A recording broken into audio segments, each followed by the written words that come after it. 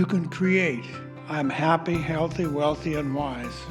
I come from a family in Montana, and I love nature, and I learned an awful lot in nature in Montana. It's pretty difficult to do that out here in California because you can't get out by yourself and see that. And that's how I got interested in healing. I didn't know I was actually doing it until I saw things happen. In other words, things that I didn't have any realization about. Now, one thing that I found out that's very important is to realize that each one of us is an expression of God. You may have come from your mother, and your father may have created, and your mother created it, but the Creator was behind everything, just like trees, animals, plants. You are a direct descendant of that essence of God. And you've got to remember that, and you've got to work with that, and you've got to learn to trust in that. I like Wayne Dyer. Here's some of the stuff you got to become aware of your potential for greatness and the power of your mind. Now, we're not judged as far as with the master by how much we accumulate or anything. It's just by who we are. And that's what the master teaches. If you become open and available to that essence, they will bring masters to help you to create the whole situation that you want. Because anything you want, you can create. And it's a process of getting in control of your subconscious mind. Align yourself by thinking like God thinks. Be willing to allow health, happiness, and success to flow into your life. Your subconscious mind is the one that takes care of everything. And it's very easy for us to be programmed that you have no choice in anything. You just got to follow along with everything that happens. But one of the things that I found out, when you go to sleep at night, before you go drift off to sleep, you can say to yourself, I'm happy, healthy, wealthy, and wise. We have to get in control of our subconscious mind because this is the thing that makes everything automatic, just like when we drive a car or when we get up and walk. But we get in touch with that subconscious mind and it'll bring everything we want. In other words, just like we said, it'll make you wealthy and it'll make you happy. But it is a process of becoming aware of who you are and why you're here. Now you're here to get in touch with that essence of God. That's why you're here. Now in most situations, it doesn't happen that way. You get in touch with the IRS, you get in touch with the teacher, the state, and everything else.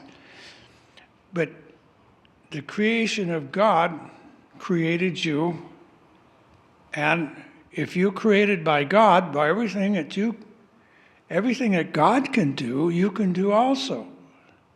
It's getting in touch with that subconscious mind, getting in touch with that real person that you really are.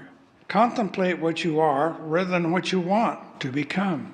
In other words, you get what you deserve by what you are, not by what you've got.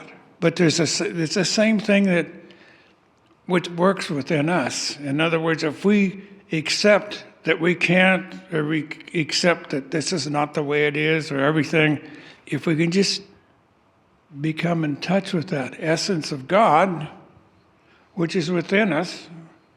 I run across a long time ago with what I used to say when I got healing, or when I was doing healing, is a fountain of pure white light from the center of my being completely surrounds me. Only good will come to me, and only good will leave me.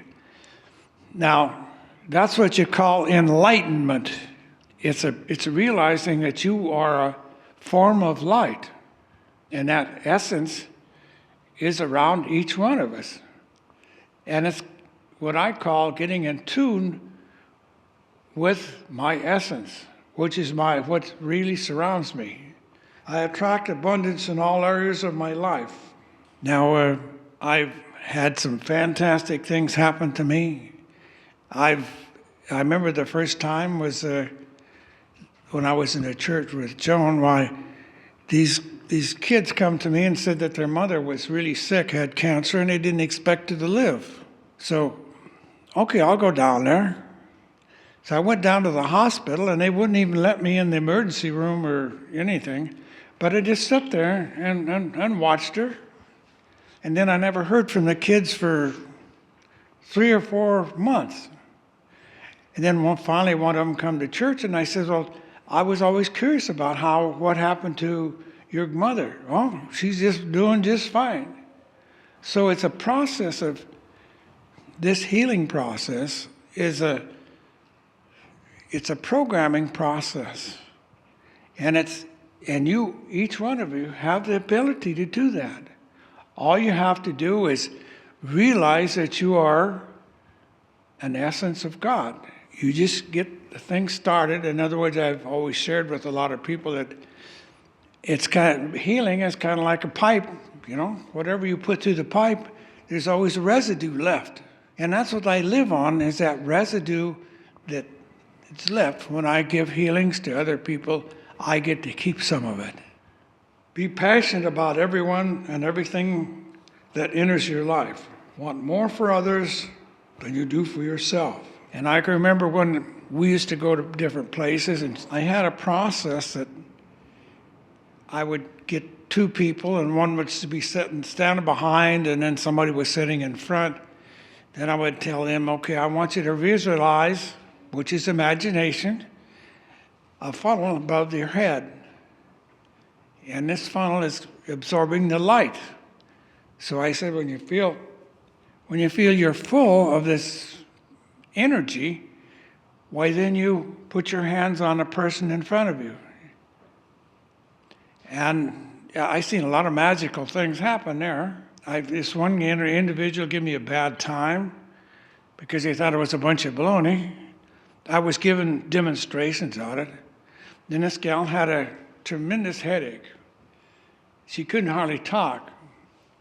So this guy was giving me a bad time, so I figured I usually go to the ones that's the loudest. And I got him to stand behind her. And I said, I want you to visualize this stuff, and what's this energy coming within you. And he didn't pay any attention, So I had to holler at him and get his attention. And then he finally done it. And he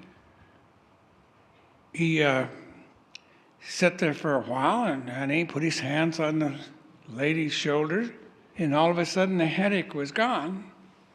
So he went over and never said anything, And she got up and went on, and about 10 minutes later, this guy says, I never believed in this stuff, but I've had a trick knee pitting her all my life.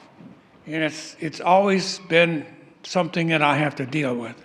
And he said, that's gone. So that's an example of healing. If you want something, you have to give something. If you want it, you have to give it. And you have to figure out what you're going to give to get that.